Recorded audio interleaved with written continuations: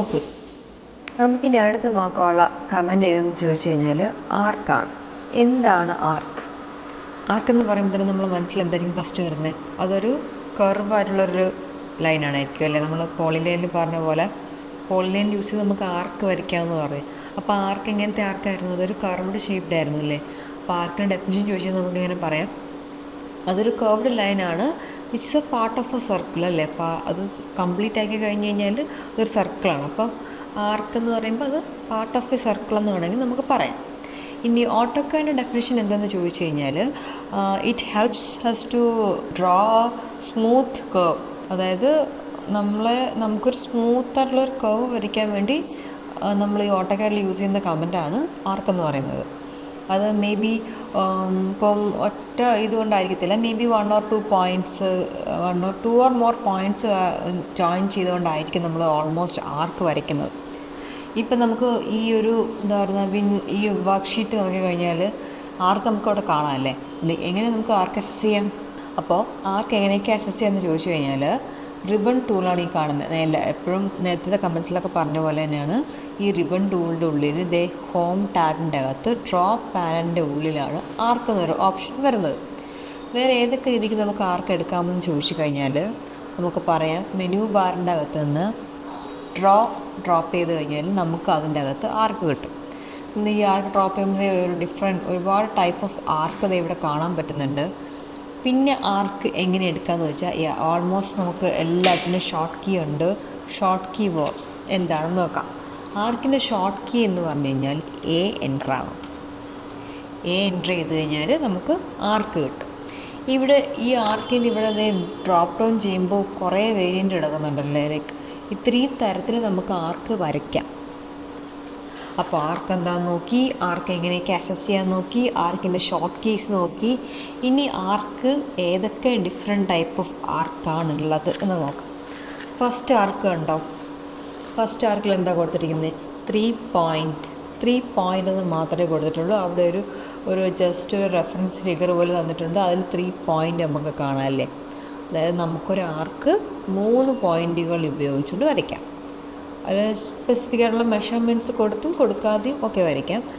എനിക്ക് തന്നിരിക്കുന്നത് ഇങ്ങനെ റെഫറൻസ് ലൈൻ വന്നു കഴിഞ്ഞു. അപ്പോൾ ഫസ്റ്റ് പോയിൻ്റ് റെഫറൻസിൻ്റെ സ്റ്റാർട്ടിംഗ് ആണ്. സെക്കൻഡ് പോയിൻ്റ് കഴ്സർ പോയിട്ടുണ്ട്. തേർഡ് പോയിൻ്റ് ഞാൻ വീണ്ടും സെലക്ട് ചെയ്യുകയാണ്. ഇത് സെലക്ട് ചെയ്ത് കഴിഞ്ഞാൽ അല്ലെങ്കിൽ ഞാൻ സ്പെസിഫൈ ചെയ്ത 3 പോയിൻറ്റ്സ് കാണാം. അതായത് first point, second point, third point, അങ്ങനെ 3 പോയിൻറ്റ്സ് യൂസ് ചെയ്തുകൊണ്ട് ഞാനിവിടെ ഒരു ആർക്ക് വരച്ചു. ഇനി അടുത്ത ടൈപ്പ് ഓഫ് ആർക്ക് എന്താണെന്ന് നോക്കാം. അടുത്ത ആർക്കിൽ പറയുന്നുണ്ട് ഓൾറെഡി അതിൻ്റെ നെയിം പോലെ തന്നെയാണ് സ്റ്റാർട്ട്, സെൻറ്റർ, എൻഡ്. അതിനൊരു സ്റ്റാർട്ട് ഉണ്ടായിരിക്കണം, അതിനൊരു സെൻറ്റർ ഉണ്ടായിരിക്കണം, അതിനൊരു എൻഡ് ഉണ്ടായിരിക്കണം. ആ ഒരു ഫിഗറിൽ കാണിച്ചിരുന്ന കണക്ക് തന്നെ ഇതൊരു സ്റ്റാർട്ടിൽ നിന്നും ഒരു ആരോ പോകുന്നുണ്ടോ, ഒരു എൻഡ് സെൻറ്ററിലേക്ക് ചെല്ലുക, അവിടെ നിന്ന് പിന്നെ ഏതാണോ എൻഡ് അത് മാർക്ക് ചെയ്യുക. നമുക്ക് രണ്ടാമത്തെ മെത്തേഡിൽ വരച്ച് നോക്കാം. ഒരു സ്റ്റാർട്ടുണ്ട്, പിന്നെ സ്റ്റാർട്ടിൽ നിന്ന് ഞാൻ പോകുന്ന സെൻറ്ററിലേക്ക്. എനിക്ക് വേണമെങ്കിൽ ഈ താഴെ കണ്ടോ, ഈ കമൻറ്റ് ബോക്സിൻ്റെ അകത്ത് സെൻറ്റർ പോയിൻ്റ് ഓഫ് ആർക്ക് എന്ന് കാണിക്കുന്നുണ്ട്. അതിനകത്ത് വേണമെങ്കിൽ എനിക്കൊരു ഡയമെൻഷൻ മെൻഷൻ ചെയ്യാം. പിന്നെ ഞാൻ റാൻഡമായിട്ട് വരയ്ക്കുവാണ്. ഒരു പോയിൻ്റ് സെലക്ട് ചെയ്തു.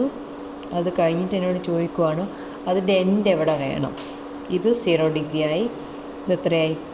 അപ്പം ഇവിടെ വരുമ്പോഴത്തേക്കും 90 ഡിഗ്രി ആയില്ല. അപ്പോൾ എനിക്ക് വേണമെങ്കിൽ ഇവിടെ വെച്ച് സ്റ്റോപ്പ് ചെയ്യാം, ഇവിടെ വെച്ച് സ്റ്റോപ്പ് ചെയ്യാതെ റെഫറൻസ് നോക്കുക. റെഫറൻസ് ലൈൻ എത്ര നീണ്ടു പോകുന്നു നോക്കണ്ട. ആ റെഫറൻസ് ലൈൻ എവിടെയാണോ ഞാൻ സ്റ്റോപ്പ് ചെയ്യുന്നത് ആ ഒരു പോയിന്റിൽ ആ ഒരു ആർക്ക് വന്ന് നിൽക്കും. പിന്നെ എന്ത് ഇവിടെ വെച്ച് സ്റ്റോപ്പ് ചെയ്യണം കേട്ടോ. അപ്പോൾ എന്തൊക്കെയാണ് ഞാൻ കൊടുത്ത പോയിൻറ്റ്സുകൾ ഏതൊക്കെയായിരുന്നു? ഒരു സ്റ്റാർട്ട് ഉണ്ടായിരുന്നു. ആ സ്റ്റാർട്ടിൽ നിന്ന് ഞാനൊരു സെൻറ്ററിലേക്ക് പോയി. പിന്നെ ഞാനിവിടെ ഒരു എൻഡ് പോയിൻ്റ് കാണിച്ചു കൊടുത്തു.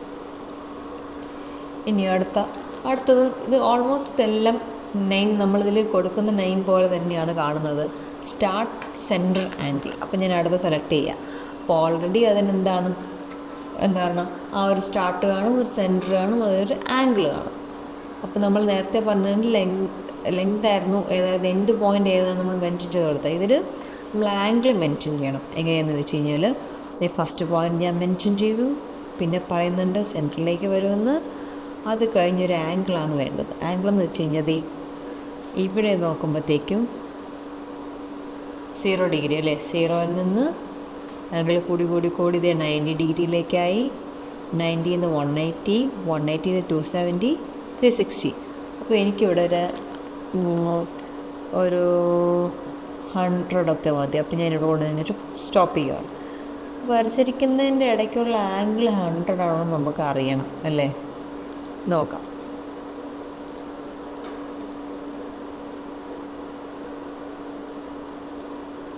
ഞാൻ ജസ്റ്റ് ഇതൊന്ന് ഒന്ന് വരച്ചിരിക്കുന്നത് കറക്റ്റാണോ നോക്കാൻ വേണ്ടിയിട്ട് എടുത്തിരിക്കുന്നതാണ്.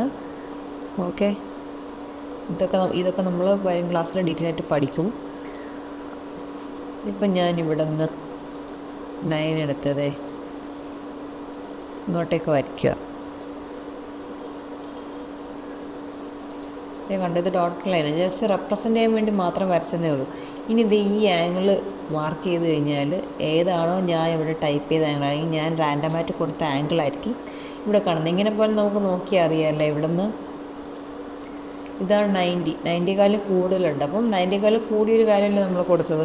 അപ്പോൾ ഇവിടെ വന്നിരിക്കുന്ന ആംഗിളാണ് നമ്മൾ ആ ഒരു ഇതുകൊണ്ട് മെൻഷൻ ചെയ്യുന്നത്.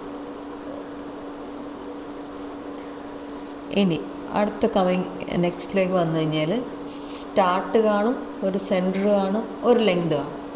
ആ ലെങ്ത് എന്ന് ഉദ്ദേശിക്കുന്നത് എപ്പോഴും കോഡ് ലെങ്താണ്. കോഡ് എന്താണെന്നറിയില്ല, അതായത് ഒരു ലൈനിൻ്റെ അല്ലെങ്കിൽ ഒരു സർക്കിളിൻ്റെ 2 പോയിൻറ്റ്സ് കൂടി, അത് സർഫസ് ഏരിയയിൽ ഏത് പോയിൻറ്റ്സ് വേണമെങ്കിലും ആവാം, ആ പോയിൻറ്റ്സ് രണ്ടും കൂടി പാസ് ചെയ്ത്, അതായത് ഇൻസൈഡ് കൂടി പോകുന്ന ഒരു ലൈനിനെ വിളിക്കുന്ന പേരാണ് കോഡ് എന്നുള്ളത്. അതായത് സർക്കിൾ വരച്ചു കഴിഞ്ഞാൽ, അതായത് ഇപ്പം ഞാൻ ഈ ഒരു പോയിൻ്റ് എടുക്കും, അതെ ഇങ്ങനെ എടുക്കും, അതായത് ഒരു കോഡാണ് എൻ്റെ അകത്തുള്ള ആ സർക്കിളിൻ്റെ അകത്തുള്ള കോഡ്. അപ്പം നമ്മളിനി കൊടുക്കാൻ പോകുമ്പോഴത്തേക്ക് ഈ ലെങ്ത് ആയിരിക്കും കൊടുക്കാൻ പോകുന്നത്. നമുക്ക് നോക്കാം. ഞാൻ സ്റ്റാർട്ട് പോയിന്റിൽ നിന്ന് ഞാൻ സെൻറ്ററിലേക്ക് പോയി. സെൻറ്റർ എന്ന് പറയുമ്പോഴത്തേക്ക് ഈ സൈഡോ ആ സൈഡോ വേണമെങ്കിൽ നമുക്ക് പോവാം. മേളിലേക്കാണെങ്കിൽ മേളിലേക്ക്, താഴേക്ക് നമുക്ക് എങ്ങനെയാണോ നമ്മൾ റെഫറൻസ് വേണ്ടത് അങ്ങോട്ടേക്ക് പോവാം. ഞാൻ സെൻറ്ററിലേക്ക് പോയി. സെൻറ്റർ എന്ന് അവർ പറയുന്നത് കോഡ് ലെങ്ത്, അതായത് നേരത്തെ വരച്ച് പോകാൻ സാധനമാണതേ. ഈ ലെങ്ത് എത്ര വേണമെന്ന് അടിച്ചു കൊടുത്താൽ നമ്മളിത് വരച്ച് തീർന്നിട്ട് ഇത് മെഷർ ചെയ്താൽ നമ്മൾ താഴെ കമൻറ്റ് ബോക്സ് കൊടുക്കുന്ന, അല്ലെങ്കിൽ നമ്മൾ എത്രയാണോ ലെങ്ത് വേണ്ടത് എന്ന് അടിച്ചു കൊടുക്കുന്നതായിരിക്കും ഇവിടെ വരുന്നത്. ഈ ഓരോ കമൻറ്റ് എടുക്കുമ്പോൾ കമൻറ്റ് ബോക്സിൽ കൂടെ നോക്കുകയുള്ളൂ, കാരണം അവർ പ്രോപ്പർ ഇൻസ്ട്രക്ഷൻ നമുക്ക് ഓൾറെഡി അതിൻ്റെ അകത്ത് തരുന്നുണ്ട്. അതനുസരിച്ചാണ് വരയ്ക്കാനുള്ളത്. ഇനി അടുത്തതെന്ന് വെച്ച് കഴിഞ്ഞാൽ അതിനൊരു സ്റ്റാർട്ട് എൻഡ് ആംഗിൾ.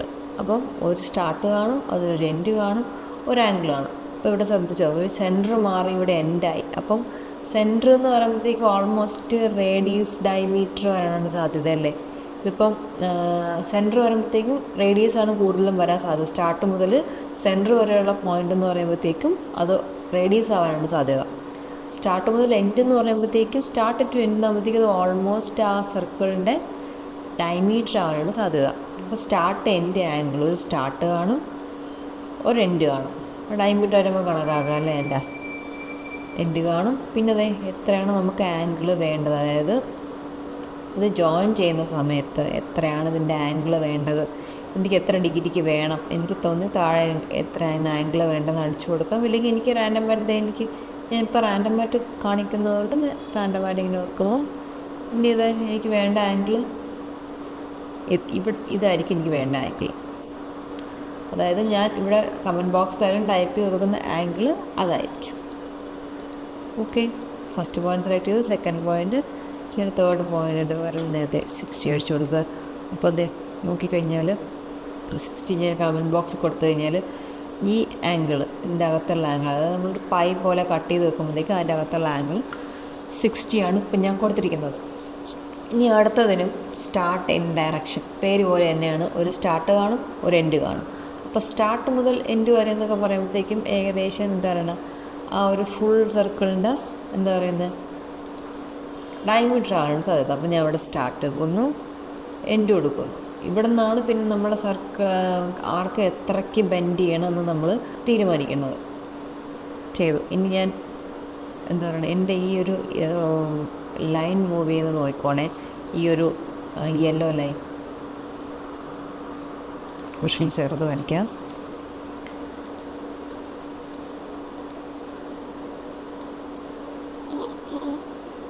ഓക്കെ,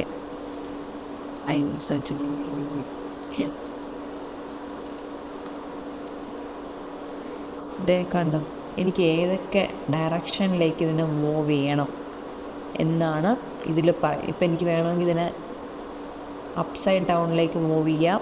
ഇതിങ്ങനെ എങ്ങനത്തെ ഡയറക്ഷനിൽ എക്സ് ഡയറക്ഷനിലോട്ട് കൂടുതൽ മൂവ് ചെയ്യാം, ഇല്ലെങ്കിൽ എനിക്ക് വൈ ഡയറക്ഷനിലോട്ടാണ് അത് കൂടുതൽ വേണ്ടതെന്നുണ്ടെങ്കിൽ വൈ ഡയറക്ഷനിലോട്ട് മൂവ് ചെയ്യാം.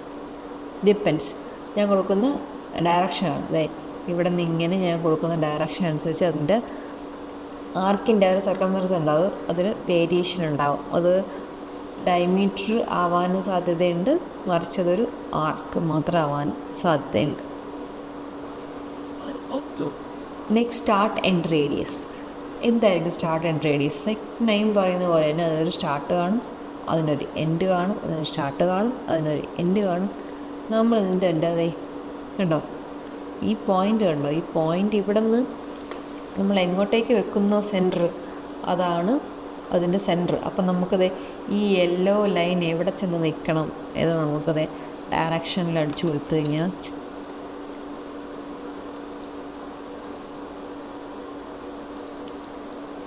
ഒരു പോയിൻ്റ് സെലക്ട് ചെയ്തു, അടുത്ത പോയിൻറ്റിലേക്ക് വന്നു. നമുക്ക് എവിടെയാണ് ഈ യെല്ലോ ലൈൻ വേണ്ടത്? ഈ യെല്ലോ ലൈൻ എന്ന് പറയുന്നത് ഓൾമോസ്റ്റ് എന്താ പറഞ്ഞാൽ അതിൻ്റെ റേഡിയസാണ്. ഞാനിവിടെ വെച്ച് സെലക്ട് ചെയ്യുക. നമ്മളിത് ഇത് സെലക്ട് ചെയ്താലും നമുക്കതിൻ്റെ സെൻറ്റർ പോയിൻ്റ് ആണ്. അപ്പം നമ്മൾ ഇപ്പോൾ സെലക്ട് ചെയ്ത പോയിൻറ്റ്സ് ഏതൊക്കെയായിരുന്നു? ഞാനിവിടെ സ്റ്റാർട്ട് സെലക്ട് ചെയ്തു, ഒരു എൻഡ് സെലക്ട് ചെയ്തു. ആ എൻഡിൽ നിന്ന് പിന്നെ എനിക്ക് റെഫറൻസ് എങ്ങോട്ടായിരുന്നു? ഇങ്ങോട്ടായിരുന്നു. അപ്പോൾ ഈ ഒരു റേഡിയസും നമ്മൾ ടൈപ്പ് ചെയ്തു.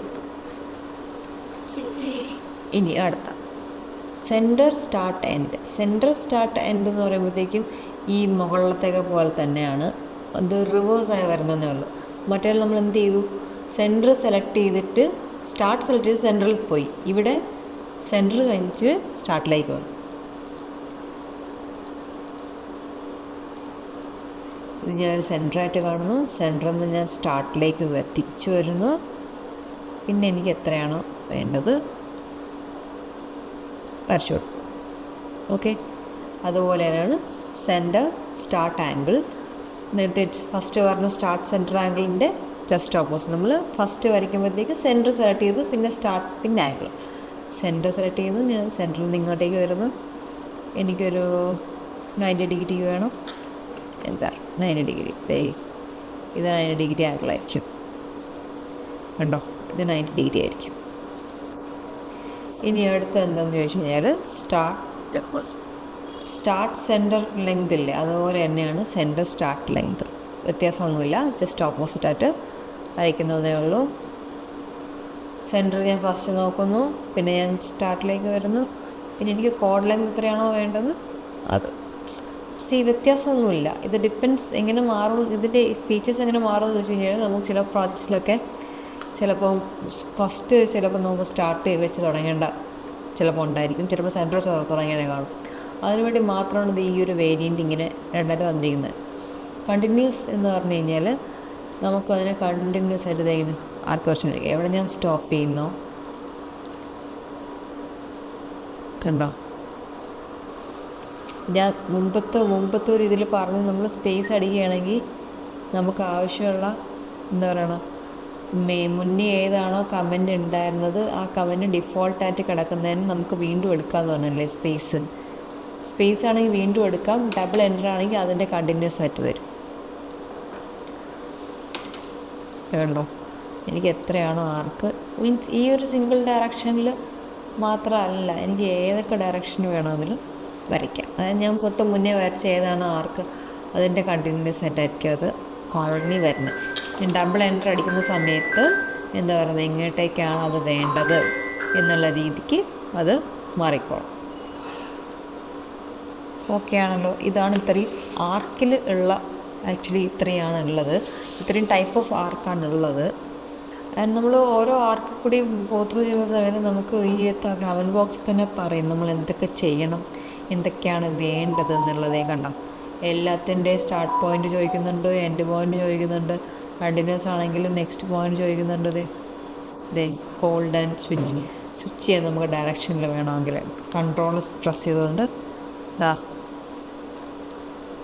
ഇങ്ങനെ ഇരിക്കുന്നത് എനിക്ക് ഇപ്പോഴത്തെ ഡയറക്ഷനിലാക്കാം, അപ്പോൾ കൺട്രോൾ പ്രസ് ചെയ്തുകൊണ്ട് നമുക്ക് വേണമെങ്കിൽ ഏതൊക്കെ ഡയറക്ഷനിലാണത് മാറ്റേണ്ടത് രീതിക്ക് കണ്ടിന്യൂസ് ആർക്കല്ല എല്ലാ ഈ ഓൾമോസ്റ്റ് ഈ പറഞ്ഞ എല്ലാ ആർക്കും നമുക്ക് മാറ്റാൻ പറ്റും.